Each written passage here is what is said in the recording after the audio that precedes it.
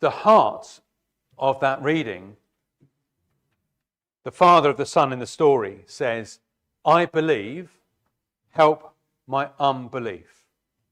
I believe, help my unbelief. And that is a great prayer for us that in turn leads us to, among other things, deeper prayer. And if that's what you got from this morning, then I'll be quite happy. And interestingly, I was thinking just as we were singing, I didn't actually pick the hymns. I say that not to blame someone, but actually how they wonderfully dovetail into what we are talking about.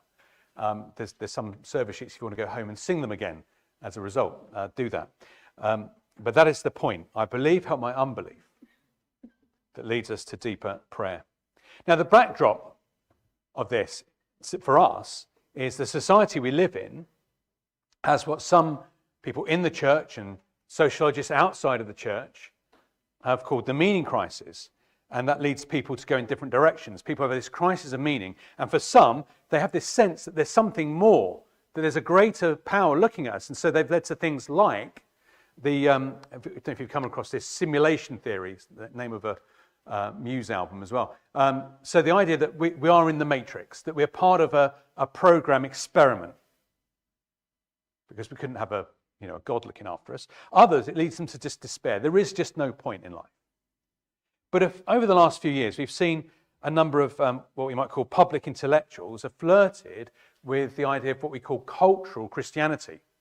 So the only thing that makes sense and the root of our culture in the West is Christianity. And so people like Tom Holland, Jordan Peterson, Douglas Murray, they think it's true sociologically, but they're not so sure about the God bit, at least not in the detail.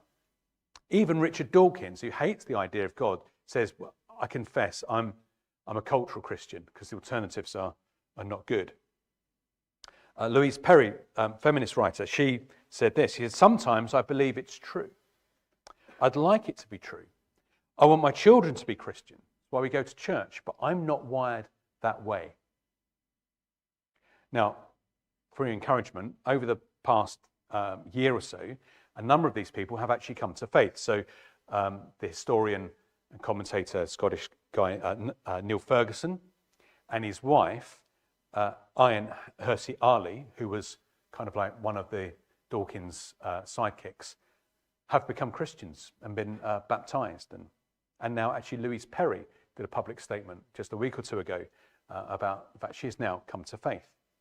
And it's interesting because they're not like us, they're in the public eye. So you kind of watch this process happening as they tweet about it. But that thing about, I'd like it to be true, but I'm not sure, I think is something we can relate to. Former Chief Rabbi Jonathan Sacks was asked, do at times you have doubt? And he said, at times I have faith. And that's something perhaps we can do a bit better than, but we can relate to. As a Christian, we can relate to it, that we're a mix of belief and doubt. And maybe some of you here are kind of thinking, well, I'd like it to be true, but I'm not like that. I'm not like some of you weirdos in CPC. I'm not wired that way. But this passage encourages us to see how Christ himself is the one who deepens our faith. And faith isn't something that we sort of just try to muster up from within. The results of a deeper faith are from him, and it leads us to deeper prayer. Help my unbelief. Now, why does it matter to us and the world, and how do we overcome our unbelief? Three things from this incident. So first, we need to see a desperate problem. We need to see a complete salvation, and then how the answer to how we deepen our faith. So first thing is a desperate problem in verses 16 to 22. Now it's desperate, I use that word desperate for two reasons at least. The problem is so severe and is so helpless. So the disciples can do nothing to help. Well, that's a surprise, and we'll see about that later. Notice how severe the problem is, though. It is literally demonic. Mark says it's an evil spirit that makes the boy mute and deaf, and also throws him into the fire and water. Now, often this passage is dismissed over the last, 100 years or so, because we now know about epilepsy, and it looks like a severe case of epilepsy. But I think it is worse than that, because it's not just some of those symptoms, but he throws in very specifically into water and fire. So there's a risk to life that the dad talks about. But also water and fire are in the Old Testament associated with judgment. So what we see here is the devil terrorizing this boy and his family. They're threatening to destroy his life, and not just his life, but to bring him to judgment. So throwing him to fire and water, and that he can't hear something better. He cannot hear, he cannot speak, his life is being destroyed. And the disciples are unable to help, verse 18. And that's a surprise, because earlier in chapter 6, Jesus had sent out the disciples to heal the sick and cast out the devil, cast out evil spirits. And they can't. So we'll think about that in a moment. Why is it the disciples could do it, but now can't? So who can help this boy? And that's the point. This is the point for each of us, that the boy is an image of what each of us are like. And we've seen this already in Mark, at this point in Mark especially, that we are both deaf and mute to the gospel. That we are under the devil's tyranny, and he means us harm that leads us to death, and then to a final death, a final judgment. That his aim is to keep us from the good news, to keep us from knowing God for ourselves. And this is a picture of our society as well, isn't it? Our society is deaf to God, and it is mute about God. Our society is self-destructive and heading towards death and judgment. I don't know if anyone from our presbytery is going to listen to a sermon and find me. I've already quoted the chief rabbi, and now I'm quoting the Pope. So former Pope said, we live in a culture of death. Our culture is heading to death, from death. It embraces death, things that are deathy and not life-giving. And there's nothing any of you can do about it, or anyone can do about it. There's no preacher that can help you with it. We are no match for the devil and the power of evil and death. And that's the point. That's why Mark words it that way. It's why Jesus uses his words carefully, is to show that you are in a desperate situation and there's nothing you can do about it. It is helpless. Our city and our nation and beyond is helpless, and there is nothing you can do about it. And so this is the first thing, and it's a very practical thing, is admit that. Admit that you are helpless and in a desperate state, and everyone around you is. But the second thing is a complete salvation. So although we have to be aware of that, the salvation that Jesus offers is complete. So now I'm aware I've skipped, by going to verses 25 to 27, I've skipped the bit I read at the beginning, verses 23 to 24. We'll come back to those at the end. So having noticed our problem is severe and helpless, we've noticed that therefore only Jesus can do anything about it. So there are many preachers, but there's one Redeemer. So way back in Mark 3:27, Jesus talks about Satan and calls him the strong man that nobody can stand up to apart from the stronger man, which is Jesus Christ. And it's important we see that that is Jesus Christ and that is not you or me or anyone else. Only Jesus can do this. And notice how he does it. He does it, as he often does, by speaking. And he rebukes the spirit. And especially, it's interesting, isn't it, that what would you think what's this boy's deepest need? Well, not being thrown in water and fire, unpleasant as he convulses and foams and things, but Jesus focuses on his deafness and dumbness. And we've noticed this in this bit of Mark, each week this term, something to do with this comes up, haven't we? That about our eyes and our ears, and our spiritual eyes and ears, that we are deaf and we are blind to Jesus. And only Jesus himself can open our eyes and our ears. And so the spirit leaves the boy, But notice he does not do so quietly. It is an uncomfortable process, and he shrieks and convulses in verse 26. Coming away from the devil's power is not going to be easy. In the sense, it's not going to be comfortable. You know, if you think about who the devil is, if you are taken away from the devil's power, he doesn't write a little card saying, "Miss you," hug emoji. That's not really his style, is it? He's going to make it unpleasant. It's something, the same for our society. If he could, he will cling onto it and not let it go comfortably. And so the spirit leaves the boy for dead. That's what the ongoers see. Jesus rebukes the spirit shrieks, and he drops like a corpse. Perhaps you think, you know, maybe this is a draw. We'll just leave the boy dead. But look at verse 27. But Jesus took him by the hand and lifted him up, and he arose. He appears dead, but Jesus takes him by the hand and he raises. Notice as well, end of verse 25, Jesus says to the spirit, "Never enter him again." And so Jesus raised the boy, and the effects are everlasting. It's the boy isn't with us now. He experienced death, but he never came under the devil's tyranny again. And just like the boy's plight is a picture of ours, so is his deliverance a picture of ours. Because his problems are desperate and helpless, but his salvation is complete. Jesus frees him from the tyranny of the devil, and he raises him, and the effects are eternal. And that's a picture of us. Jesus takes us by the hand, and he raises us, literally will raise us from the dead. So we saw the extent of our problem and how desperate it is we're helpless. There's no disciple, there's no preacher that can help you. There's no self-help program. There's nothing you can do about it, but Jesus can, and he saves completely. And so we need to see that. We need to see it is only Jesus. I mean, we all know it, but it's something that we really need to drill home, that our need is very desperate, but his salvation is complete, and he is the one that does it. And so this is the third thing, which is, how do we deepen our faith then? And we see that in those middle verses, verses 23 and 24, and the closing verses, verses 28 and 29. So faith is reaching out to Christ. So we will be saying, when I finish preaching, we'll say the creed together, as we often do at communion.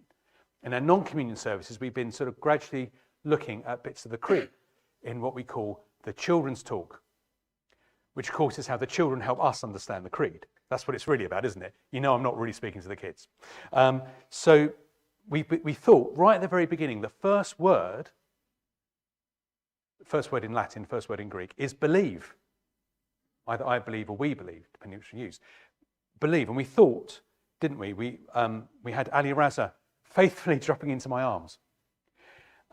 We had the picture of Blondin with the man on his back, the journalist, and he said, "Do you believe I can do it?"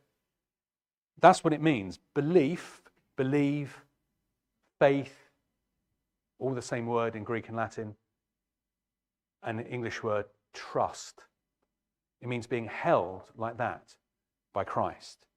And so here what we want to do is want to look at the disciples' faith and the dad's faith. So let's think about the disciples. What's going on there? Why could they earlier, back in Mark 5, why could they cast out evil spirits, but now they can't? What's changed? And they themselves ask that question. They're perplexed in verse 28. And when he had entered the house, his disciples asked him privately, "Why could we not cast it out?" Now, just to recap, for a while we were looking at the first half of Mark, and the first half of Mark keeps on having this question, implicitly or explicitly. Who is Jesus? Now, we were told right at the very beginning by Mark, but we keep on saying, who is this? And there's lots of hints who he is. But the climax in Mark 8:29, Peter says, "You are the Christ."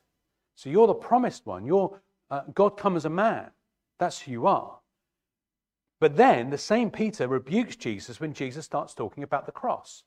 Both his need to go to the cross, but also if you're going to follow Jesus, you need to take up your cross and follow him. Peter can't reconcile how Jesus can be the victorious king and the suffering servant. Therefore, if we're on Jesus' side, how are we both victorious and suffering? So it's like the healing just before Peter makes his confession. There's a man who's blind. He can see nothing. And then he can see, but it's blurry when Jesus touches him. And then Jesus touches him again, and he can see clearly. And there's lots in these bits around this part of Mark about our need for our ears and our eyes to be open, and lots about our understanding being partial. So what we need is Jesus to touch us so that he opens our ears and our eyes, but also to keep on doing it so we see and hear more. And Mark drops this into the narrative as we go. So actually the very next bit, which we'll look at next time, Jesus then again teaches that he must suffer, go to the cross, and rise again, straight after this scene. So that's why they can't do the casting out the evil spirit, because the disciples still can't see who Jesus is and why he came.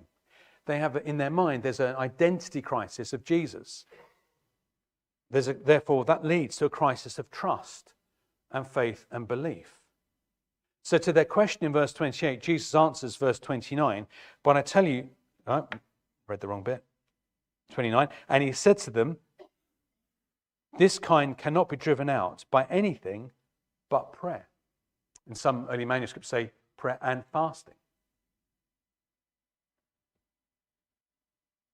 Now, your response to that might be a mixture of all dirt, and this is unrelated. So I was reading this very scholarly book about Mark, and the author just said, you see Jesus going off at a tangent here. And you might think, well, prayer, well, of course you'd pray before you cast out an evil spirit. I mean, what? Who wouldn't do that? Why does Jesus need to tell them to pray? Well, because the disciples are relying on themselves and on their technique, because they went, well, we did it like this before and it worked, so we do it like it again. Oh, it didn't work. Maybe that sounds familiar to either yourself or what happens at church. We've did it like this before and it really worked well. Why isn't it working this time? Why won't it work? Well, because prayer is not technique.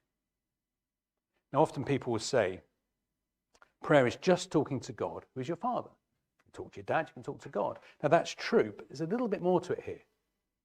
Back to the creed. Believe, faith, trust. It is what prayer is what faith is. It is falling back into the arms of Jesus. It is being carried on the tightrope with him across to the other side. Prayer is the ultimate expression of faith. It is talking, but it's a very specific kind of talking. It's an expression of faith. Prayer is the ultimate saying, hands up, I can't do it. But Lord, you can. And that's why our prayers are heard. Why God loves to hear them, because you are throwing yourself on him in utter dependence.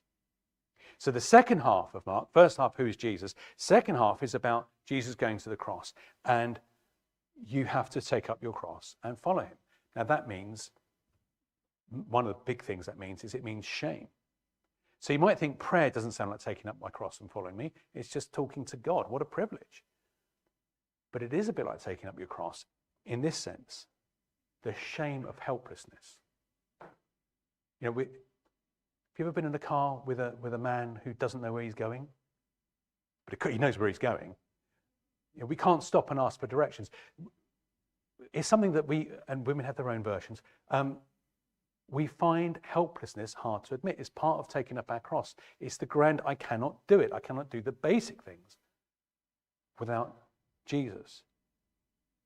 Now, you very generously give to church and pay me a salary. Why? I cannot change you. I can't change society. I can't save myself. I can only turn to the one who can and say, you should do the same. And so this is a question for us, isn't it? Are we willing to do that as a church, you personally? It's to just turn to God and say, I can't do it. But you can. Now, plans and actions are fine. That's why we have a congregational meeting on Thursday to talk through some of them. But they're not a substitute for throwing yourself before God and you're saying, I can't. We are like our society. We're deaf, dumb, and oppressed, and dead Dead people don't do a lot for themselves. No preacher can help. They can only point. Even John the Baptist said that of himself. Now, point out we must. God uses means. But it needs Jesus to touch and open. Now, how do we do that? Well, the contrast is between what the disciples are not doing and what the dad does do. See the boy's dad, mid-verse 22. He says, but if you can do anything, have compassion on us and help us. So he asked Jesus for something. But look at Jesus' replies. And, I wish there was a photograph of this. Jesus' face. If you can help. If you're speaking to me, if. Jesus picks up on that if. Think about it. You're talking to the creator of the stars in Genesis, and he also made the stars. He could just throw away remark. And they say, he's the voice of the Father himself. And the Father says to him, if that's possible for you. And his response then, he only needs to fall into the arms of Jesus. Verse 24, immediately the father of the child cried out and said, I believe, help my unbelief. Now, it's interesting, he says cried out. That's you notice that's the same words of crying out in verse 26. I moaned about the ESV not doing that the other day. It's done it there in a good way, using the same words. Other versions say shriek or something. But the Father uses the same word that the Spirit uses when he comes out. This sort of like desperate cry. The Father knows his need. He knows he's in the last bar saloon. And the truth is that we are too. And our world is. Now, we're often unaware because of relative comfort. Now, maybe that's why God's allowed our economy to start heading down the tubes, to start realizing you're not as comfortable as you think you are. That we need this urgency. He believes enough to go and ask Jesus, but part of what he's asking for is to overcome his doubt and his unbelief. Have you ever found yourself praying, dear Lord, if?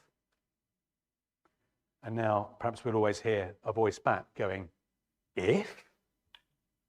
Why are you asking me? If? Who are you speaking to? If? Help our unbelief. And notice what Jesus does not say. He doesn't say, if, believe more, pray harder, do stuff. Here's a 5-point program to prayer. Rather, the dad hands over the situation to Jesus, and the rest, of course, we've seen. And so for us, how do we do this? How do we overcome our unbelief? Well, the answer is Jesus does it. Okay, but what do I have to do? How do I say help my unbelief? Now, how? The answer is by doing it, by praying. As is pointed out, it is simple speech.